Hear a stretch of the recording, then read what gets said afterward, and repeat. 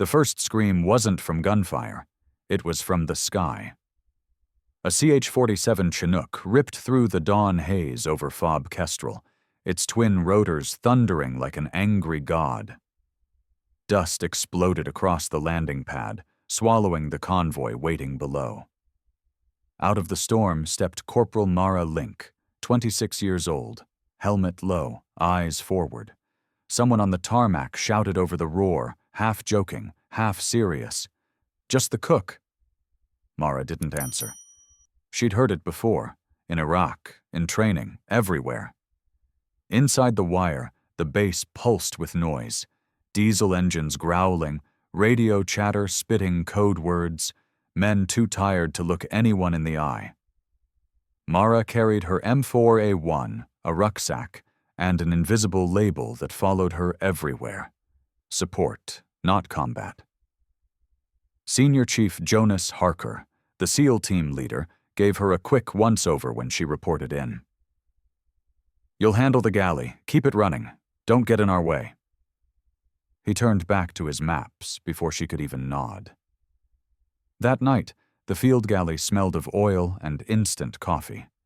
Mara moved between stoves, plating meals for men who'd be out raiding by dawn. No one noticed her calm precision, the quiet routine of a woman who'd already seen fire and blood. When the camp went dark, she sat on her cot, unzipped her aid bag, and checked every tool. Cat tourniquet, high-fin chest seal, NPA airway, trauma shears. Her father's voice echoed in her memory. "Preparation isn't fear, Mara. It's respect for what's coming." Outside, a radio crackled. Mission brief for Operation Iron Dune, a strike in the Northern Valley. Mara paused, listening through the thin canvas walls. She didn't know it yet, but that operation would be the one that proved every word her father ever said. And when the sky screamed again, it wouldn't be a helicopter. It would be war itself. If stories like this hit you somewhere deep, stay locked in. More is coming, and it only gets heavier from here. Drop a comment and tell us where you're watching from, soldier. And if you haven't already, hit subscribe, so you don't miss what happens when the sky screams again.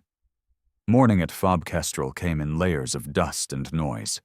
The desert sun rose hard and fast, bleaching the ridgelines and baking the camp before breakfast. Inside the galley, Corporal Mara Link moved with silent precision, measuring, stirring, serving. To most, she was background motion, the woman behind the trays. To her, it was discipline, order in a place designed for chaos. The men from Task Unit Shadow joked as they passed through. "Morning, Chef. You got any pancakes in that MRE magic bag?" Mara smiled the way she always did. Tight, polite, invisible. But behind her calm eyes, she catalogued sounds and faces. She knew who limped, who slept light, who carried too much in their stare. The cook saw everything. After chow, she slipped away to the makeshift gym, rolled up her sleeves, and trained in silence. Tourniquets, airway management, blood loss drills. Her aid bag lay open beside her, perfectly packed. Every repetition was a promise she might never get to keep. That evening, through the thin canvas wall of the operations center, she overheard Harker and his officers planning Operation Iron Dune, a high-value strike on an Azar logistics compound 8 kilometers north. When one of them mentioned the medic's reassignment, her pulse quickened. She stepped into the room before she could think. "Senior Chief, I'm EMT certified, combat trauma trained. I can fill the gap." Harker looked up from his map, cold blue eyes. "You're a cook, Link. We need a corpsman." She stood there, holding his stare. "I've treated under fire before." He didn't flinch. Not this time. The silence cut sharper than any insult. She left without another word, back into the fading light. That night, Mara lay awake, eyes tracing the seams in the plywood ceiling. Outside, The wind dragged dust across the camp like whispers. She thought about Iraq. The heat, the smoke, the man whose pulse she kept alive with her bare hands. She thought about how easy it was for men to mistake quiet for weakness. From the command tent came the faint buzz of radio chatter. Coordinates, mission call signs. Iron Dune, rolling at 0300. Mara turned on her side, watching the glow of her aid bag by her cot. She knew something was coming. The kind of night that separates the ones who talk about readiness from the ones who are. And somewhere out in the valley, the first mortar crew was already loading its shells. The first explosion didn't sound like war. It sounded like the earth breaking its own bones. At FOB Kestrel, the ground convulsed, coffee mugs toppled, and every head turned toward the motor pool. A single 82mm mortar round hit dead center, turning two M151 Humvees into burning skeletons of steel. Then came the second one, and the third. Inside the galley, Corporal Mara Link hit the deck as shrapnel shredded the plywood wall. Smoke poured in, hot and choking. Without thinking, she grabbed her aid bag and sprinted into the open. The base was chaos. Men yelling, fire licking at the sand, comms screaming static. Through the haze, she spotted Captain Marcus Hale, commander of the Quick Reaction Force, half buried under a fallen beam. Blood streamed down his face. Mara dropped beside him, pulse steady despite the roar of incoming rounds. "Hang on, sir. You're not dying in my kitchen." Two Marines helped her lever the beam away. She checked his airway, stabilized his neck, patched what she could. The radios were dead. The command tent gone. The QRF was crippled, their vehicles destroyed or burning. Somewhere north, Task Unit Shadow was under fire. Cut off, surrounded, calling for a medic who wasn't coming. Mara found Gunnery Sergeant Rafael Cortez, face streaked with soot, shouting orders into a useless handset. "The QRF's done," he barked. "We're grounded." "Then I'm going," she said. "You're a cook, Link." She didn't answer. She slung her rifle, tightened her vest, and ran toward the only vehicle still intact, an Oshkosh MATV with its windshield cracked, but engine alive. The driver, a young Marine named Corporal Reeves, met her eyes. No questions, no orders, just a nod. "You ride, I drive," he said. "Then floor it." The gate was half collapsed, twisted metal glowing from impact. Reeves rammed through it, sparks flying. The desert opened up ahead, black, endless, alive with tracer fire. Static filled the radio, then fragments of voices. Harker's call sign, coordinates, pain. Mara leaned forward, one hand braced on the dash. "Keep your eyes up, Reeves. If we stop, we die." Another mortar fell behind them, a flash like sunrise in reverse. The MATV bucked but kept moving, tires biting deep into sand. Mara's heart pounded in rhythm with the engine, her father's voice echoing through the noise. "You don't wait for permission to save a life." Through the dust and fire, the outline of the Azar compound took shape, gunfire tracing the night sky like lightning.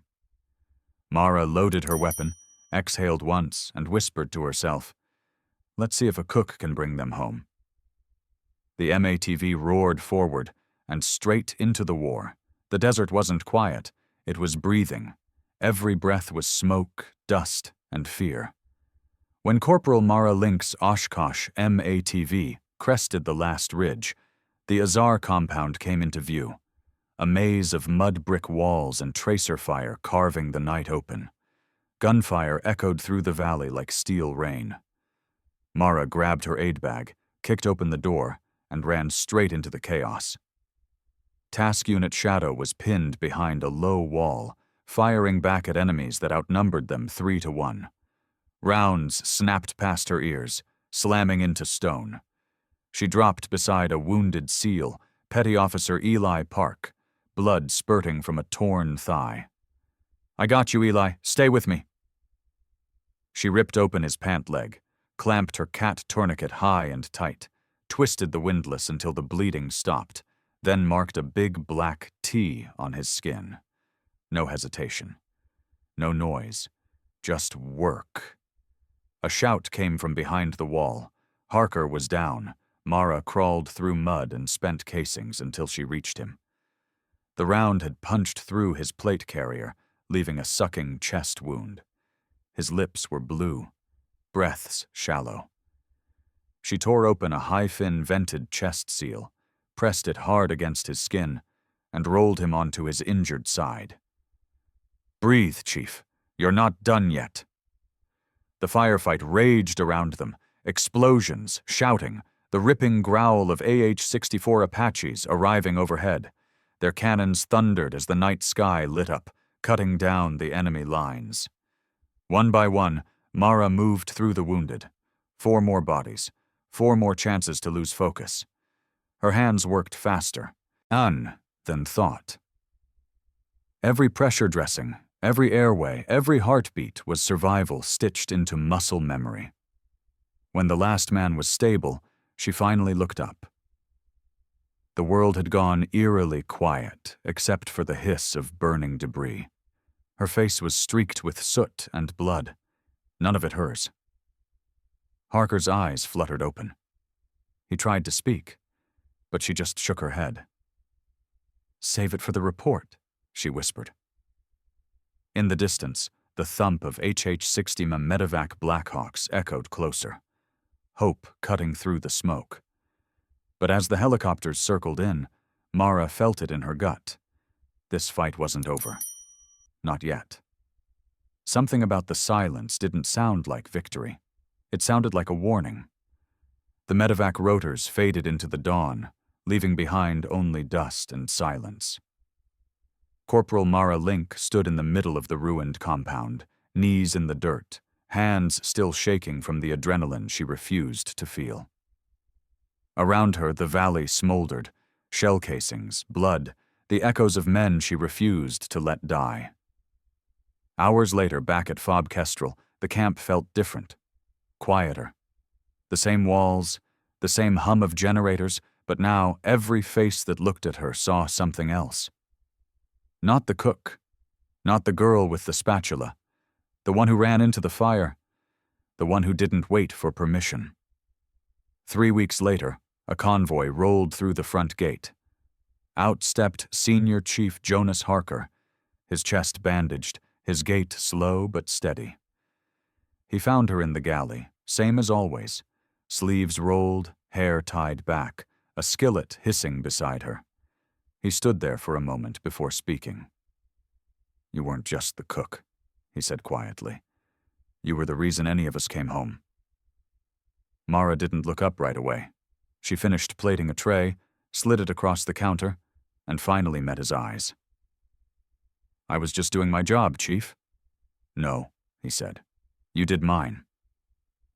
Word spread through the camp. From that day, nobody called her Cook. They called her Doc Link. Months later, when her tour ended, Mara left the Marines with a Navy and Marine Corps Commendation Medal and a quiet kind of peace. She used her GI Bill to become a physician assistant, working at a VA clinic in North Carolina, patching up veterans who reminded her of dusty mornings and names on old rosters. Sometimes, when a helicopter passes overhead, she still freezes for half a second. Then she exhales, smiles, and goes back to work. Her aid bag sits in the trunk of her car, always packed, always ready, because she knows now what her father meant. Courage isn't the absence of fear. It's what you do while it's screaming in your ear. And maybe, just maybe, heroes aren't the ones who pull the trigger. They're the ones who don't look away when someone's bleeding.